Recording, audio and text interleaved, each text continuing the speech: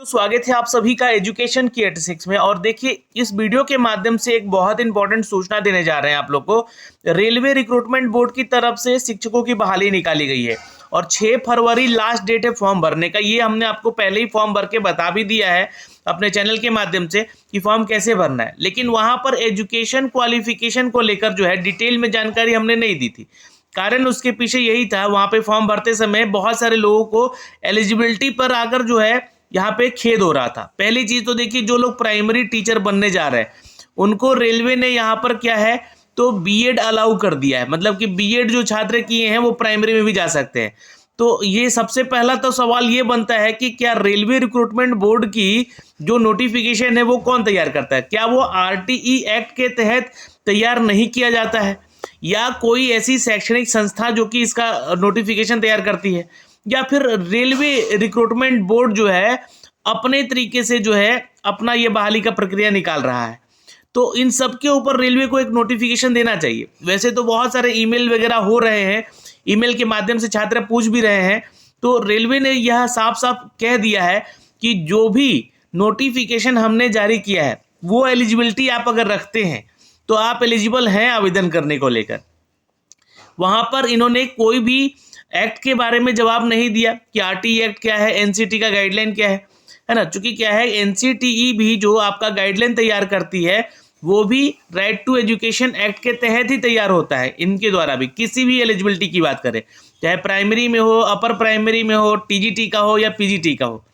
लेकिन अब यहाँ पर जो है आप लोगों को देखिए, इसका डिटेल जो है ना मैंने आपको अपने kieducation.in के ऑफिशियल वेबसाइट पे भी दिया हुआ है। रेलवे वाले सेक्शन पे आप आएंगे तो आपको यहाँ पर जो है मिनिस्ट्रियल एंड आइसोलेटेड कैटेगरी को लेकर एलिजिबिलिटी के बारे में जानकारी देखने को मिलेगी। आप यहाँ पे आ जाएंगे, इसके बारे में सारी जानकारी एक एक करके पढ़ सकते हैं। ठीक है, तो यहाँ पर देखिएगा तो एक एक जानकारी आपको देखने को मिलेगा रेलवे मिनिस्ट्रियल आइसोलेटेड कैटेगरी को लेकर, जो भी जानकारियाँ हैं एलिजिबिलिटी को लेकर। या फिर आप सीधे आएंगे यहाँ पर ना और इसके सीधे लिंक्स पे चले जाएंगे जहाँ से जो कि आपको फॉर्म अप्लाई करने का दिया गया है, या इसका नोटिफिकेशन जो कि आप लोग यहाँ से डाउनलोड कर लीजिएगा। आइए पहले नोटिफिकेशन ही हम लोग देख लेते हैं, और खासकर आज हम बात करेंगे यहाँ पर टीजीटी के टीचर्स के बारे में। ठीक है, और चूंकि क्या है कि पीआरटी के बारे में हम आपको पहले ही बता चुके हैं कि यहाँ पर बीएड मांगा गया है। ठीक है, तो पीआरटी में जो लोग बीएड किए हुए हैं रेलवे के लिए अप्लाई करिए, कोई दिक्कत नहीं होगा। लेकिन सरकार से यह सवाल पूछना चाहते हैं कि क्या इस वैकेंसी को इसलिए निकाला गया है कि आगे चलकर कोई छात्र अगर कोर्ट केस कर देता है इस पे, तो क्या ये बहाली रोक दी जाएगी? ये सबसे बड़ा सवाल उठेगा। ठीक है, तो यहाँ पर ये सवाल उठेगा ही उठेगा, और ये सवाल के जरिए जो है ये बहाली भी फंस सकती है, क्योंकि क्या है कि नियम के विरुद्ध जा रहा है। कोई तो संस्था होगी जो कि सामने आकर इसका जिम्मेवारी ले कि हाँ हमने ये नोटिफिकेशन के लिए एलिजिबिलिटी तैयार की है। जब सुप्रीम कोर्ट का आदेश आ चुका है कि किसी भी तरह का जो प्राइमरी सेक्शन का बहाली है वहाँ पर बीएड अलाउ नहीं है, तो यहाँ पर पीआरटी में बीएड क्यों दिया गया, पहला सवाल। लेकिन खैर आज हम बात करने जा रहे हैं टीजीटी को लेकर, और मैं आपको फॉर्म भर के भी दिखलाऊंगा वहाँ पर जहाँ पर ये सारी सूचनाएं मांगी जा रही हैं, और कौन सा टीजीटी में आपको टीईटी का यहाँ पर एलिजिबिलिटी मांगा गया है। क्योंकि क्या है कि आप कहीं कक्षा 9 से 10 के लिए अप्लाई करते हैं किसी भी भारत में किसी भी स्कूल के लिए, तो या तो उस स्टेट का कोई टीईटी एग्ज़ाम होता है, और या तो जो है यहाँ पर आप 9 to 10 के लिए टेट का एग्ज़ाम के लिए नोटिफिकेशन जो है कभी जारी नहीं होता है कि मतलब टेट का भी आप जो है वहाँ पे वो डालिए, आप सर्टिफिकेट डालिए, यानी कि टीईटी जरूरी नहीं होता है। तो कौन से छात्र इसके लिए आवेदन करेंगे? देखिए मैं आपको थोड़ा सा नोटिफिकेशन पे ले जाऊँगा। यहाँ देखिएगा तो इस नोटिफिकेशन में आपको कुछ चीज़ें मैं आपको बताने जा रहा हूँ। देखिए, जैसे कि टीजीटी के लिए जो छात्र इंग्लिश मीडियम के लिए आवेदन कर रहे हैं उनकी एलिजिबिलिटी क्या रखी गई है। मैं थोड़ा सा इसको जूम इन करना चाहूँगा। यहाँ पे देखिएगा तो ये देखिएगा यहाँ पर कि ग्रेजुएशन मांगा गया है ना, इंग्लिश के लिए ही इन आर्ट्स में, और 2 साल का डिप्लोमा एलिमेंट्री एजुकेशन यानी कि डीएलएड की बात हो रही है ये। ठीक है, 2 साल का डीएलएड होना चाहिए।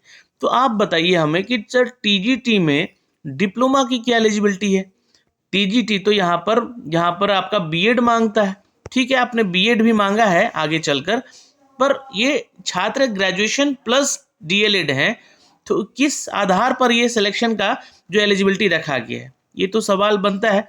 वैसे तो देखिए एनसीटी के द्वारा ही ये सब कुछ अगर यहाँ पे फॉलो किया जा रहा है, तो क्या ये जो एक लाइन लिख दिया गया है हर एक एलिजिबिलिटी में, वो रेलवे का अपना खुद का नियमावली है? ये भी एक सवाल बनता है और सवाल इसके ऊपर जवाब देना चाहिए रेलवे को आकर। लेकिन रेलवे जो है सिर्फ अब सिर्फ ईमेल का जवाब दे रहा है, तो आप लोग भी ईमेल करके भी पूछ सकते हैं चीज़ें। देखिएगा बीएड मांगा गया है 50% के साथ यहाँ पर, और या तो पोस्ट ग्रेजुएशन है तो अभी आप आवेदन कर सकते हैं। ठीक है, ग्रेजुएशन है अगर आपका एटलीस्ट 45% मार्क्स के साथ और 1 साल का आपने बीएड किया है तो भी आप आवेदन कर सकते हैं। एनसीटी का गाइडलाइन के अनुसार जो पहले बीएड होता था, 12वीं कक्षा पास है विथ एटलीस्ट 50% मार्क्स और 4 साल का आपने बीएलएड किया है तो भी आप आवेदन कर सकते हैं। चलिए ये भी अच्छी बात है, बीएड तो है एटलीस्ट इसमें।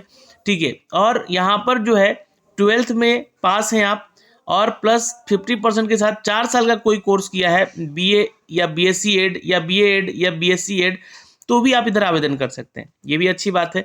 ग्रेजुएशन इन आर्ट्स होना चाहिए आपका 50% मार्क्स के साथ, अगर आपने साथ में 1 साल का बीएड स्पेशल एजुकेटर के लिए किया है तो भी आप इसको आवेदन कर सकते हैं। तो ठीक है, यहाँ पर स्पेशल एजुकेटर वो होते हैं जो कि जैसे बच्चों को पढ़ाते हैं जो कि कम बोलते हैं, कम सुन पाते हैं, वैसे बच्चों के लिए। लेकिन सर आप लोगों ने यहाँ पर एक दिन अपडेट और दे दिया है कि जो बी सेक्शन है, यहाँ पे देखिएगा जो बी वाला जो पार्ट है आपका, यहाँ पे बोला गया कि पास इन टीईटी टेस्ट, यानी कि टीचर एलिजिबिलिटी टेस्ट में आपका पास होना जरूरी है, to be conducted by the appropriate government in the accordance with the guideline framed by the NCT. अब ये एनसीटी तो फॉलो करेगा, जहाँ पर 9th-10th के लिए आप लोगों ने टीईटी दिया है और ये अनिवार्यता में है। यहाँ पर देखिएगा तो बी पार्ट दिया गया है, यानी कि अनिवार्य है ये आपका टीईटी देना। तो बीएड से भी अप्लाई करवा रहे हैं, डीएलएड से भी अप्लाई करवा रहे हैं, किसके लिए? टीजीटी के लिए। बीएड तो अलाउ है ही, बट डीएलएड कैसे अलाउड है ये हमें समझ नहीं आ रहा है। खैर, इसके लिए हम लोगों ने मेल भी किया और यहाँ पर मेल का जवाब आया कि आप लोगों को वही जानकारी जो दी गई है उसके अनुसार अगर एलिजिबिलिटी है तो आप अप्लाई कर सकते हैं। हो सकता है कि बाद में जाकर कोई छात्र अगर केस कर दे तो ये मामला अटक भी सकता है। मैं आपको ये बातें साफ साफ कह रहा हूँ आज, ठीक है। लेकिन यहाँ ध्यान रखिएगा, टीचर एलिजिबिलिटी टेस्ट यानी कि टीईटी जरूरी है। क्यों? क्योंकि यहाँ मांगा गया है कोई भी ऐसे एप्रोप्रिएट बॉडी जो कि यहाँ कंडक्टेड बॉडी जो भी है, appropriate government in accordance to the guideline, मतलब गवर्नमेंट के द्वारा फ्रेम किया हुआ। जैसे कि मान लीजिए कि बिहार में होता है एसटीईटी, होता है ना। अब यहाँ पे पेपर 1 जो देता है वो छात्र 9 to 10 के लिए एलिजिबल हो जाता है, और जो पेपर 2 देता है वो 11-12 के लिए एलिजिबल हो जाता है।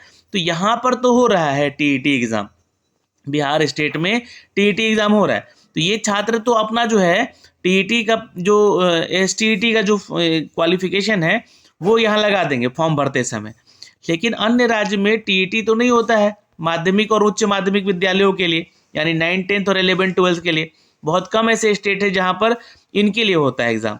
अगर होता है तो अच्छी बात है, वो अपना लगा सकते हैं। लेकिन जब नहीं होता है तो छात्र क्या करेंगे उस स्थिति में? तो आपने अगर सीटेट एग्ज़ाम दिया होगा, ठीक है, सीटेट एग्ज़ाम दिया होगा, पेपर 2 दिया होगा, देखिए पेपर 1 भी लगा सकते हैं आप लोग, ठीक है। कारण क्या है, यहाँ पे कोई एलिजिबिलिटी में लिखा ही नहीं गया है चीज़ें, है ना, कि कौन सा लगाना है, पेपर 1 लगाना है, पेपर 2 लगाना है। तो आप सीटेट पेपर 1 भी पास हैं, 2 भी पास हैं, तो कोई लगा दीजिए यहाँ पे, ठीक है। यही जानकारी है यहाँ से, इसके अलावा यहाँ पर और कोई अपडेट नहीं दिया गया है, ठीक है। लेकिन यहाँ पे बोला जा रहा है कि provided that the minimum percentage of marks in graduation shall not be applicable to those इम्बस्डेंट who had already taken admission to the bachelor of education और बैचलर ऑफ एलिमेंट्री, है ना, जो यानी कि बीएड में या फिर बीएलएड में आपने एडमिशन किया है, और इक्विवेलेंट कोर्स टू 9 दिसंबर 2013, और जो भी आप लोगों ने एडमिशन लिया है for the course of prior, है ना, इससे पहले जो है आप लोगों ने 9 दिसंबर 2013 से पहले एडमिशन लिया। तो खैर ये तो कोई बात नहीं है। Competency in teaching in English medium आपका होना चाहिए, ये चूंकि उस कोर्स के लिए है जिस कोर्स के लिए यहाँ पे टीचर का वैकेंसी निकला है। और यहाँ पे 5% का भी एजुकेशनल क्वालिफिकेशन में आपको छूट मिलेगा जो छात्र SC ST OBC PWD से संबंधित हैं। तो खैर ये तो चीज़ें हैं यहाँ पर। इसी तरह का हर एक सब्जेक्ट का नोटिफिकेशन दिया गया है आप लोग को, जिसमें कि ये ना समझने वाली चीज़ें हैं। ग्रेजुएशन के साथ आपने डीएलएड को क्यों अलाउ किया है जबकि टीजीटी है ये, ठीक है। अब यहाँ पे इनकी अलग हो सकती है कि नियमावली हो रेलवे का, है ना, जो कि इन्होंने अपडेट किया है। और ये आप देखिएगा तो सभी एलिजिबिलिटी में जितना भी टीजीटी का है वहाँ पे आपको ये डिप्लोमा मांगा गया है, जो कि आरटीई एक्ट के अनुसार ये गलत है। और अगर आरटीई एक्ट लगता है यहाँ पर, उसको लेकर कोई छात्र केस करता है तो फिर बहाली फंसेगी। ठीक है, और देखिएगा तो यहाँ पे जो चीज़ें हैं ये सारी जानकारी दी गई है। फॉर्म भरने पे आते हैं, तो आप जब किसी छात्र का फॉर्म भरने आएंगे एजुकेशन क्वालिफिकेशन में, तो यहाँ पे जैसे ही सेलेक्ट कीजिएगा टीईटी को लेकर, है ना, तो देखिए यहाँ पर सीटेट नहीं लिखा गया है, ये टीईटी लिखा गया है। टीईटी क्यों लिखा गया है कि कोई भी टीईटी आपका एग्जाम है वो आप यहाँ पे फॉर्म भरिए। ठीक है, अब यहाँ पे डिसिप्लिन क्या भरिएगा, तो टीईटी आ रहा है, सीटेट नहीं आ रहा है। ठीक है, ये ध्यान रखिएगा। टीईटी यानी कि आपके जो भी जिला है, मतलब क्षेत्र है, राज्य है, उस राज्य का टीईटी कोई भी आप दिए हैं तो आप पे आप क्लिक करके अप्लाई करिए। स्टेट, जिस स्टेट का आप दिए हैं, सपोज बिहार के हैं आप तो बिहार स्टेट। डिस्ट्रिक्ट कौन सा है आपका, तो डिस्ट्रिक्ट सेलेक्ट कर लीजिएगा, जिस डिस्ट्रिक्ट से हैं आप या डिस्ट्रिक्ट से दिए हैं आप। अब बहुत सारे छात्र क्या होंगे कि अन्य राज्य से हैं और उन्होंने एसटीईटी एग्जाम दे दिया है, तो वो कौन सा जिला देंगे, तो आप पटना सेलेक्ट कर सकते हैं यहाँ पे। ठीक है, आप पटना सेलेक्ट कर लीजिएगा, या फिर आपको यहाँ पर जो भी डिस्ट्रिक्ट दिया गया है, आप जिस डिस्ट्रिक्ट से हैं उसको आप सेलेक्ट कर लीजिएगा। अब यहाँ बोल रहा है नेम ऑफ कॉलेज यूनिवर्सिटी में क्या भरेंगे सर, तो यहाँ पर आप भरिएगा, क्योंकि ये एग्जाम कंडक्ट करवाया है तो बीएसईबी क्या है, एक बोर्ड है, तो नेम ऑफ कॉलेज या यूनिवर्सिटी में बीएसईबी पटना दे सकते हैं आप लोग, क्योंकि बीएसईबी ने इस एग्जाम को कंडक्ट कराया।